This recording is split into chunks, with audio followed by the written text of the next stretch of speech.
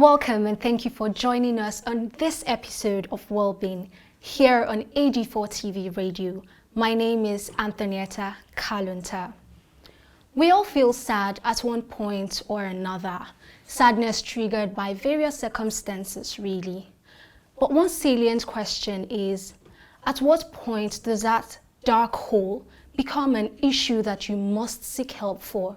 At what point does that sadness or grief become depression? Joining me on this episode to examine depression, its effects, and negative consequences that it has on people and the ways it can be addressed is Tega Omogo. Tega is a substance abuse counselor and writer with adequate knowledge on addressing depression. Thank you very much for joining us on this episode, ma'am. Thank you for having me. It's my absolute pleasure. Thank you. So talking about depression, there are so many things we have to address, but I feel like one place we need to start from is the point where researchers are beginning to say the usage of the term has been watered down. For example, someone says, "Oh, I felt depressed yesterday," just because it was really sad about something that happened. So I feel the first question to ask you, Tega, is what really is depression?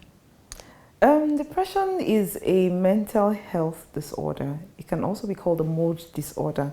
Anything that, the extreme feeling of sadness that affects the way you think, affects the way you react, it affects the way you behave, to the point that it affects your day-to-day activities. That is when you can say someone is actually depressed, when you can't function properly because of the deep sadness that you're feeling. And it must have lingered up to like 2 weeks.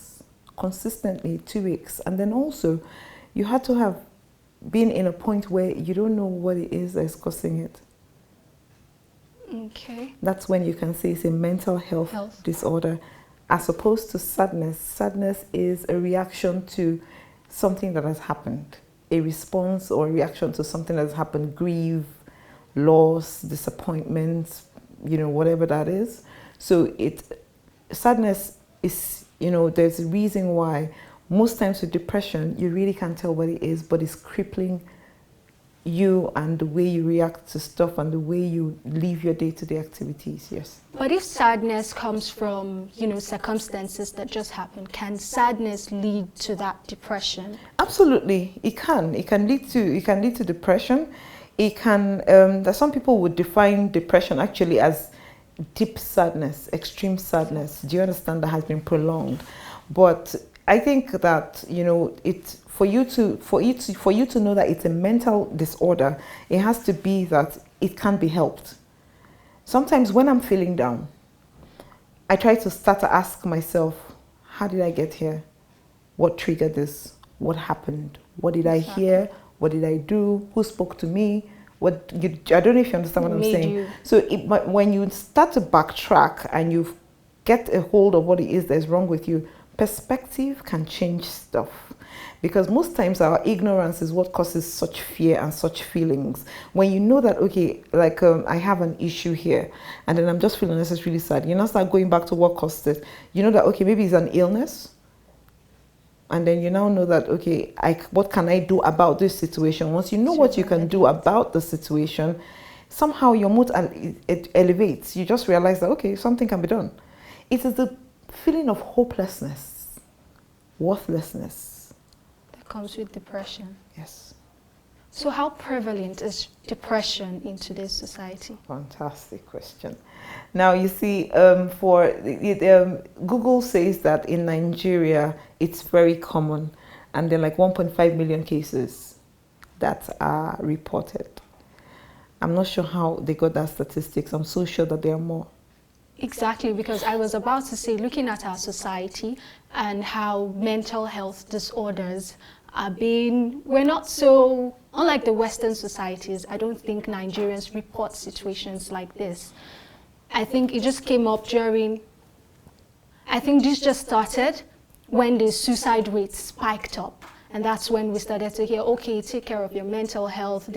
So how did they come up with a statistics that has to do with mental health, that is depression, the mental health disorder depression, and how can it be addressed? How do we get more people, especially in societies where they don't pay attention to such things, how can we get them to do better as to reporting cases like this? First of all, the world is a global village right now, so everybody's in touch with everything that is going on in the world. For instance, when this American actor died recently, people were Chadwick. Most people were, you know, sympathizing with his family, empathizing with them, and it almost felt like we knew him personally. So the world is a global village right now. Today is World Suicide Day, by the way. So we know that at some point, before the internet became something that was readily available for us all, most of us didn't know some of these things. When someone has issues like that, you just tell them, go and pray, go to church, come on now. Why are you behaving like this? There's more to this. But now everybody realizes that they actually are mental disorders. When you see, there's some signs you see in people and you notice what it is. So the internet helps us. So it's easy for us to quickly go and check and say, oh, this was going on. Many people even self-diagnose now. They self-diagnose. They know this is what it is. So the internet has brought a lot of things home, brought everything closer. So it's easier for us to know what's going on. And then my core actually is substance abuse counseling. And it's co-occurs. Substance abuse and depression co-occur. Many times the people that abuse substance are people that are depressed. They're trying to escape from their realities. They're trying to escape from their pain. They're trying to escape from, you know, the things that they think are plaguing them mentally. So they get into drug use to be able to dull the nerves and all of that. Some of them go and use alcohol. Alcohol in itself is a depressant. So when someone is depressed and you now go and you become an alcoholic, you're making matters worse for yourself. And in these days now, how to address when you self-diagnose, if you can, you know, for a very long time, stigmatization was attached to this. People didn't want to have anything to do with all of this because you just kept thinking, if I go and meet a psychiatrist, they'll think I'm mad. That's really what we attach to mental health disorders. Fantastic. And that's why no one wants to say, oh, I have depression, since it's a mental health disorder. It means you're a mad person. Yes. So how do we address the notion, the negative perspective we have towards it, so people that actually have this can seek help? There's a statistic that says that 1 in 4 people have mental health issues.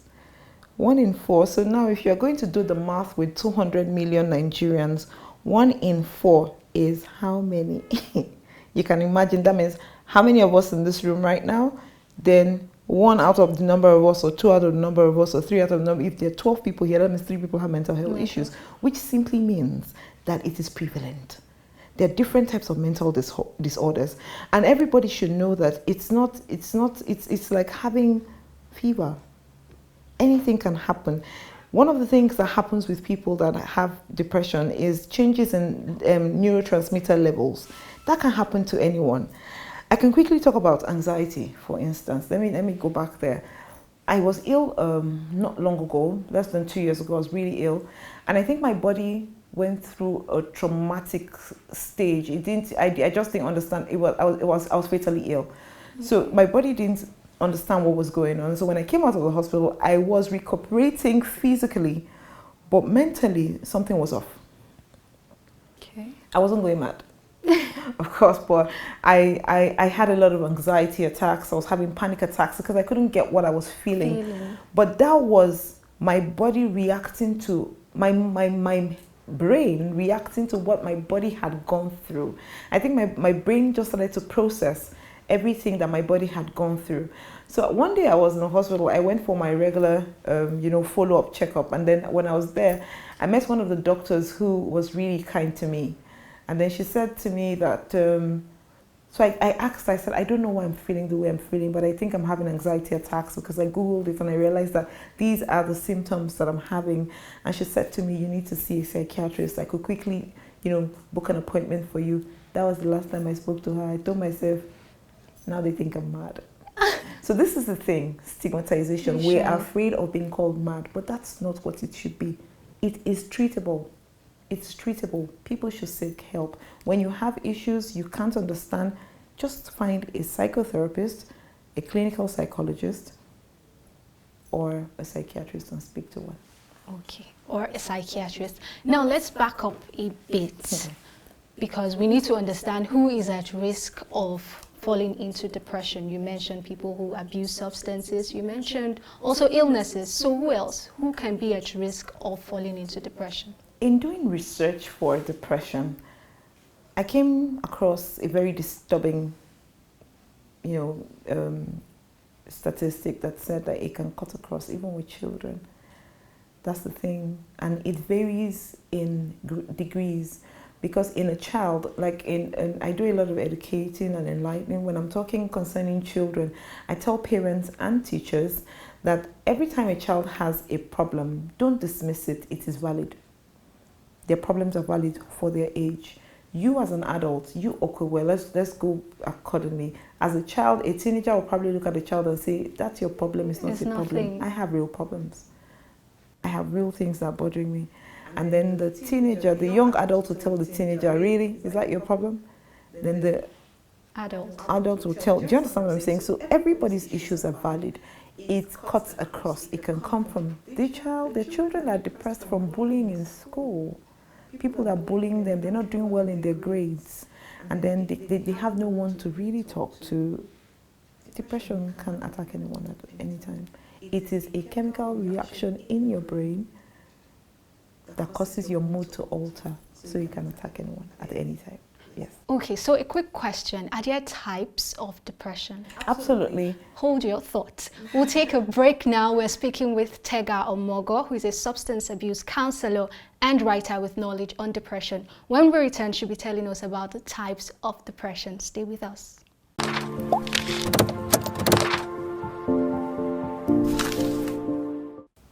You're welcome back from that quick break. You're still watching Wellbeing here on AD4 TV Radio. Before we went on the break, we've been speaking with Tega Omogo, who is a substance abuse counselor and writer with adequate knowledge. She has shown us that she has adequate knowledge on depression, and we've been speaking about depression, its right definition, and right now she's about to tell us the different types of depression. What are the types of depression? Okay, there's major depression disorder, there is persistent depression, there is postpartum depression, there is psychotic depression. So for all of them, can you break it down a little bit? You see, the one I think major depression is the most common. Well, I don't think so, because also postpartum is quite common. Postpartum is the one that happens to people that just have babies. And they just don't understand what it is. They just don't want to have anything to do with their babies. They're really sad. I think that also has to do, that is closely linked with PTSD, post-traumatic stress syndrome, because your body has gone through a lot of issues and some things have just tweaked chemically in your brain. So that's the postpartum. Then major depressive disorder is when you are chronically very down mentally, you have issues with, eating, talking to people, sleep issues, and you can't even function normally. All of them are the same. Psychotic, of course, the word psychotic, you have started behaving, you started losing your mind gradually and all of that. So, yeah, almost all self-explanatory by the names. Okay, so you mentioned women, that's for the postpartum, and now some researchers have asserted that depression is more common in women. How would you react to that? Maybe it's because there is one that is particularly, that has to do with childbearing. And the truth is women have a lot of things that we have to deal with. Women deal with a lot of things, childbearing, juggling. These days, now we're juggling career and juggling marriage, juggling societal pressure. Because, there's a lot of pressure on women societally, because you help your husband, you are pursuing your career, they look at you and say, stay at home, bring the children up. The children are bad, it's your fault. If you sit at home, they say, look at you, you're just sitting at home. You want to kill the man, really? So we have to juggle a lot of things. Then having to do with that, and then hormonal imbalances. We have a lot of hormonal imbalances, and those things cause major chemical reactions in our bodies. Yes. So maybe that's why they say so. But I know that men feel a bit macho. Many times men don't talk about their problems. Bottle it. And we are more emotional. We are the ones that would want to, express. We are the ones that want to, oh, I'm feeling sad today. I'm having period issues. So this is how I'm feeling. This is how I'm that. But the men would just macho it up and just go ahead. But I think, if you ask me, I think that it's even unsafer for the men because they use their macho, their ego to cover up all their bottled up feelings. Suppress it. Suppressing. I don't think we should suppress that, no. Earlier, you mentioned that you can actually self-diagnose and know that, okay, from these symptoms, I actually have depression. Now, from self-diagnosis, at what point should you know that you need to seek medical attention or help? You may not necessarily know that this is what it is that, when I say self-diagnose, it doesn't mean that, when all of those symptoms now, you've ticked the boxes. You now say, okay, I'm depressed. No, you have to also get diagnosed medically. You should, when you start to realize that you can't tell the reason why you're feeling the way you're feeling and it's lasting longer than normal. Once it lasts up to 2 weeks, that's debilitating feeling, that feeling of hopelessness, feeling of worthlessness, and then you're having suicidal thoughts. It's time to seek help. Look for a therapist, find a psychiatrist, and speak to one. Because they're questionnaires that they will they'll give to you, and then when you have answered those questions, then they can safely tell you that this is what it is that is wrong with you. You can't just decide now that because of these things have ticked up because I checked on Google. I mean, on Google is somebody that actually put that information there. So chances are that may not be what it is that's wrong with you. I don't know how many times you've had maybe like a headache and then you just go and check and they tell you it's brain cancer. Brain cancer. That's what I'm saying. So it's not always wise to do that. Find a professional, seek professional help, and then they'll tell you what it is. If you need medical treatment, they will help you. If it's psychotherapy you need, they would refer you. Whatever it is you need, help is readily available in Nigeria now. We have so many therapists. It's amazing because before we didn't used to have such careers. Yeah. It's either you're a doctor, a lawyer, a teacher, an engineer. Basic. But now therapists are coming up. So these people have been trained, counselors, to handle these matters. And then when they see that they send you clinically and then you can get medical treatment because there are meds that can be used. Okay, I was just going to what are the cures, if there are any, for depression? Psychotherapy, of course. Some people do talk therapy. They make you talk and then they excavate everything. They just excavate whatever it is that took you down that dark road. They try and trace back what's been going on with you. Some people, for those that they've traced it, but they still can't, get themselves out of that mood. They give them meds, oral meds that can help them elevate their moods. Okay. So for those who don't have depression and would also like to know how to not fall into depression, how can one avoid, getting to that point where you're depressed? Life is generally designed to throw you lemons. Life throws you, is designed for there to be challenges because even with children, when they're trying to walk, they come across obstacles in their lives. So you would definitely come across obstacles. Most people need to just try to build resilience, build grit. But for some people that can't, it is not a wrong thing if you can't. Just seek help if you slip down that slope. But you can find ways to cope. There are healthy coping mechanisms that you can get to know, find things that would, help you. Like when I was going through that, the first thing that came to my mind was to call my friend who is a therapist. Okay. I called him immediately and said, I don't know what's going on. Because what will happen with me is I would just be there and then all of a sudden I'll become restless and I'll get up and start walking around the house. I just kept walking around. In fact, at some point when I started suspecting that, okay, you have a problem. Somebody saw me one day on the road and said to me, are you okay? I said, okay, this is bad. This is bad.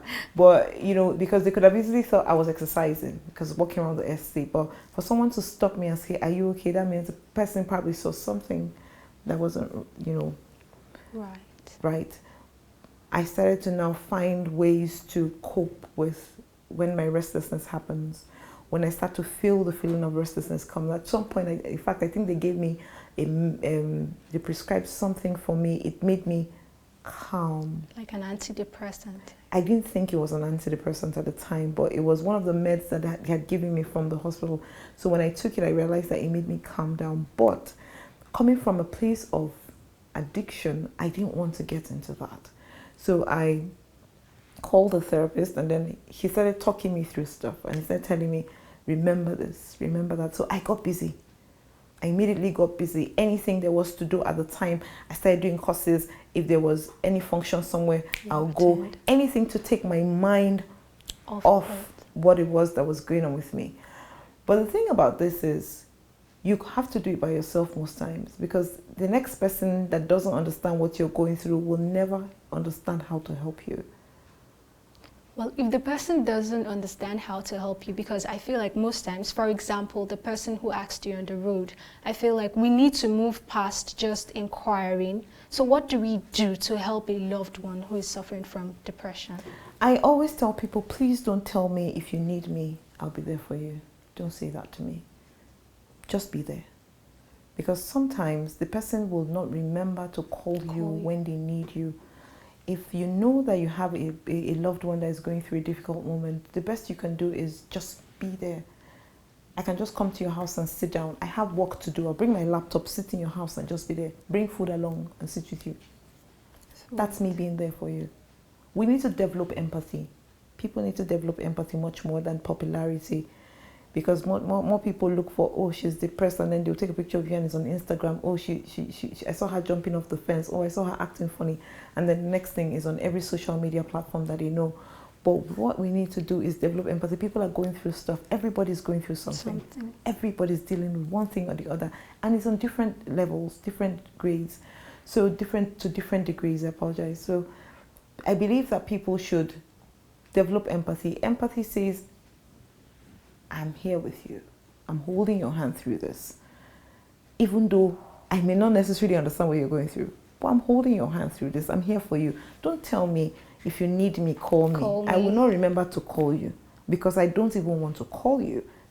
At the time when I'm depressed, I'm self-isolating. I just want to be by myself. I don't want to talk. I don't want to be. I don't want to even breathe. But I can't do anything about it. Wow. So be there. If you need to be there, be there. If you need to find the person help, if the person won't accept to find a psychologist because the person thinks, now she thinks I'm crazy, you find a way. Get the psychologist, get them to talk to the psychologist, making it look like it is just a simple conversation, and then let it flow from there. Somehow you start to onboarding. If you can't help the person, you can pay the psychologist, pay the therapist, get somebody, help them. Okay. So what are your final words for people who are suffering from depression? For anyone that's going through depression, you see, the thing about depression is the sense of worthlessness and hopelessness. You can't think that there is anything that can come from where you are. But the truth is there's so much more to you. You can come out of this. If you believe that you can come out of something, just walk to one person. There has to be one. I always call the person a love number. There has to be a love number you can call. Someone you can call and run to and tell them, I need help. Help me. There's no shame in asking for help. There's absolutely no shame in asking for help. Because the person you're ashamed to ask for help is probably looking for how to ask for help themselves. So seek help, seek professional help. And there is light at the end of the tunnel.